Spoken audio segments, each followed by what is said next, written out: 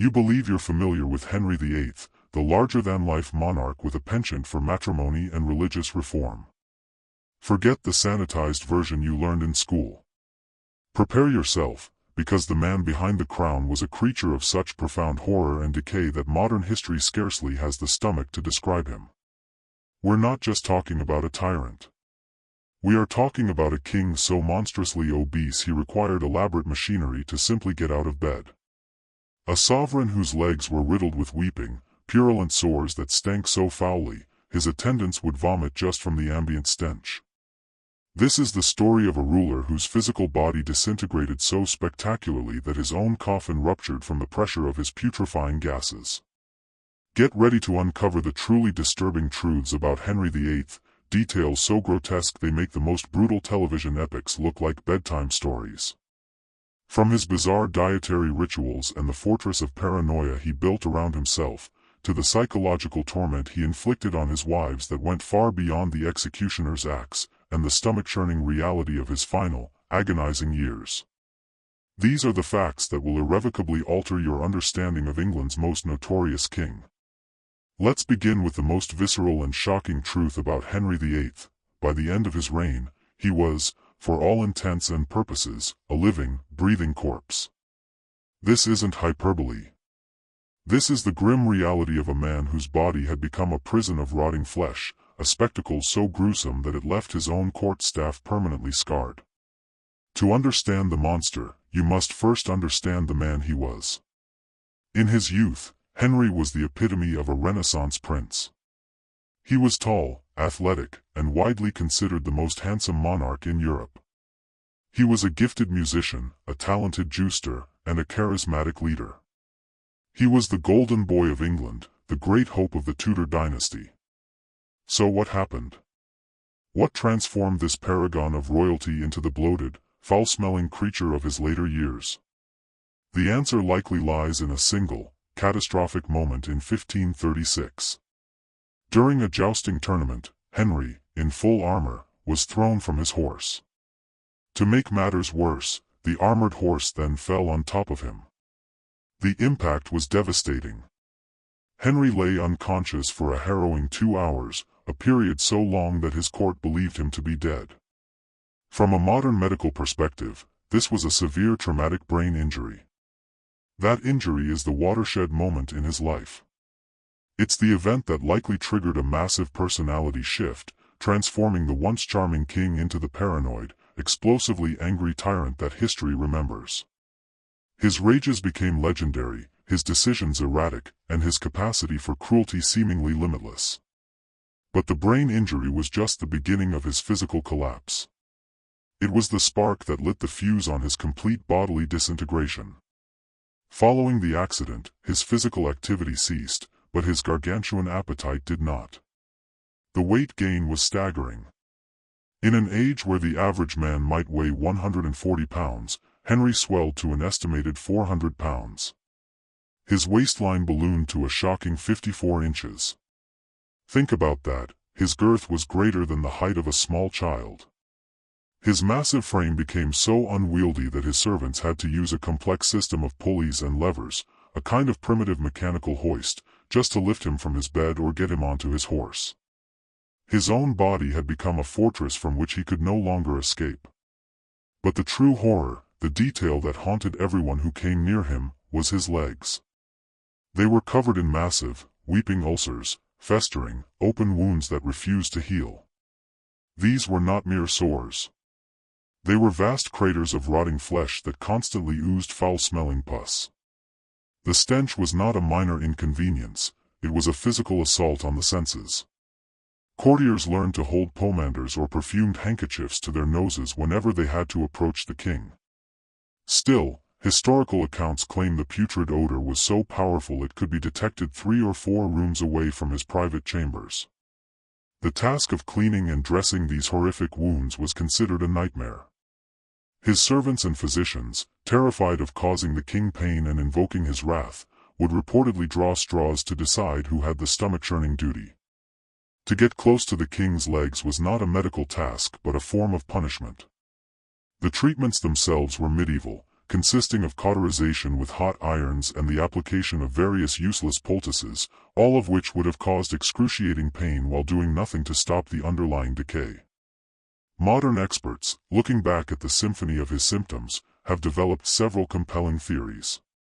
The dramatic weight gain, the unpredictable mood swings, and the non-healing leg ulcers all point to a condition called Cushing syndrome, a disorder of the adrenal glands that floods the body with cortisol. Others argue he suffered from type 2 diabetes, a direct consequence of his gluttony, which would have also led to obesity and severe ulcerations. Compounding all of this was the simple fact that his own doctors were utterly petrified of him. In Henry's court, to suggest that the king was seriously ill, to imply that his divinely appointed body was fallible, was tantamount to treason. So they stood by, offering useless platitudes while their king literally rotted before their eyes. In his final, humiliating years, the man who had declared himself head of the church and held the power of life and death over millions couldn't even control his own body.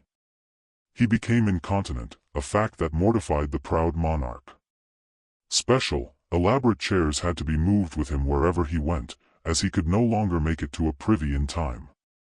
This was the grotesque reality of Henry VIII, a man who could order the execution of anyone for a sideways glance, yet was a prisoner in his own decaying, leaking, and foul-smelling body. The Golden Prince was gone, replaced by a walking, breathing disaster whose physical decay was a terrifying mirror of his corrupted soul. Henry's decaying body was the epicenter of a much larger rot that spread throughout his kingdom, poisoning the very air his subjects breathed. As his physical form failed, his mind, fractured by the jousting accident and fueled by constant pain, spiraled into a chasm of paranoia and psychological cruelty. The man who could no longer trust his own legs could certainly not trust anyone around him. This profound insecurity manifested in a reign of terror that targeted everyone, from the highest nobles to his own family, turning his court into an elaborate torture chamber of the mind. And no one suffered more acutely than his 6 wives. The common telling of their story, divorced, beheaded, died, divorced, beheaded, survived, is a grotesque oversimplification. The reality was a prolonged nightmare of psychological abuse that was arguably worse than the final swing of the axe. Take Catherine of Aragon, his first wife of over 20 years. After failing to produce a male heir, she wasn't just cast aside, she was systematically erased. Henry isolated her, forbidding her from seeing her own daughter, Princess Mary, a cruelty designed to break her spirit. He spread malicious rumors that she was delusional and mentally unstable, all while she was kept under what amounted to house arrest. She died alone and heartbroken, penning loving letters to the husband who had destroyed her life, letters he never bothered to read. Then came Bullan, the woman for whom he broke with the Catholic Church. When she too failed to deliver a son, Henry's affection curdled into homicidal rage. He didn't just want her gone, he wanted her utterly annihilated.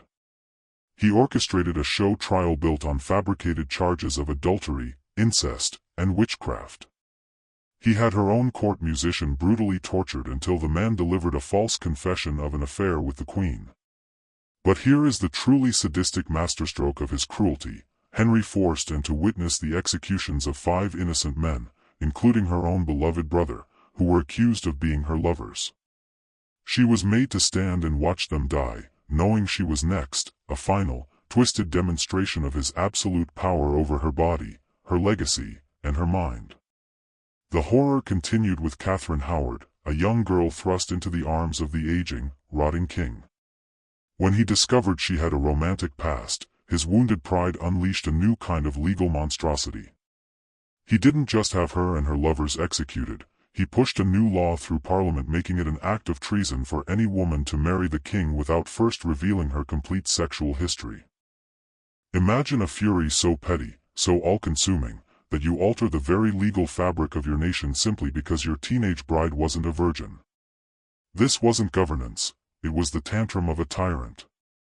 Even the wife who escaped with her life, and of Cleves, did so by prostrating herself before his terrifying ego. So petrified was she of the fates of her predecessors, she eagerly agreed to an annulment, publicly declaring their marriage had never been consummated and thanking Henry profusely for the privilege of not being murdered. This deep-seated fear of betrayal radiated outwards, transforming the royal palaces into fortresses of paranoia. Henry's sleeping chamber was a testament to his terror. He slept with multiple loaded crossbows within arm's reach and kept several daggers concealed under his pillow. Even this wasn't enough. He insisted on having armed guards stationed inside his bedroom, watching him sleep throughout the night. The King of England was so frightened that he couldn't even close his eyes without an armed audience. The very architecture of his homes was altered to accommodate his dread. He ordered the construction of a labyrinth of secret passageways throughout his palaces, not for romantic trysts, but as escape routes for when the assassins he imagined in every shadow finally came. He had peepholes drilled into the walls of staterooms and private chambers, allowing him to spy on his own courtiers. He had listening tubes hidden in meeting rooms to eavesdrop on conversations he was not a part of.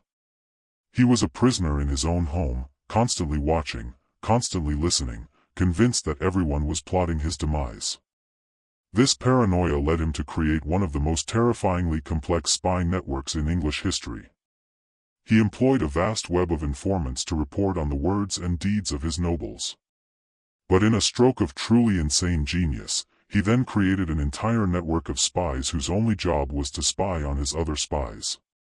This created a dizzying vortex of mistrust where no one could be sure who was an informant, who was being watched, and whether a casual remark would be twisted into a death sentence. Court life devolved into a psychological horror show where nobles would preemptively accuse their rivals of treason just to secure their own positions, feeding the king's paranoia in a vicious, self-perpetuating cycle. His delusion knew no bounds, not even with his own flesh and blood. He placed his own daughters, Princess Mary and Princess Elizabeth, under surveillance. He had spies monitor their households and report on their activities, convinced that these young women were secretly plotting to overthrow him. He treated his own children like enemy agents, their homes not sanctuaries but potential cells of rebellion. The paranoia became so extreme that it warped the very concept of justice. Henry began executing people for crimes they had not yet committed. A courtier could be sent to the Tower of London and executed simply because the king had a dream that they betrayed him, or because a rival suggested they might be disloyal in the future. The law was no longer a system of justice, it was merely a weapon for the king's increasingly fragile and delusional psyche. The king's paranoia bled into every aspect of his life, transforming even the basic act of eating into a high-stakes military operation. If you believe modern competitive eating is an extreme sport, it is nothing compared to the daily spectacle of Henry VIII's gluttony. This was a man who didn't just eat like a king, he ate with a desperate, self-destructive fervor, as if trying to fill the void of his own collapsing body with sheer volume. On an average day, Henry consumed an estimated 5,000 calories, more than double the requirement for a healthy, active man, let alone a morbidly obese invalid who could barely walk. The royal kitchens, staffed by over 200 people working in shifts around the clock, were a chaotic hub of culinary excess. They prepared as many as 800 different dishes each day for the royal household, with Henry personally sampling dozens. A typical meal laid before him was a landscape of meat, entire roasted pigs, a flock of whole chickens, peacocks, swans, and mountains of venison, all washed down with gallons of ale and sweetened wine. But the quantity was only part of the madness.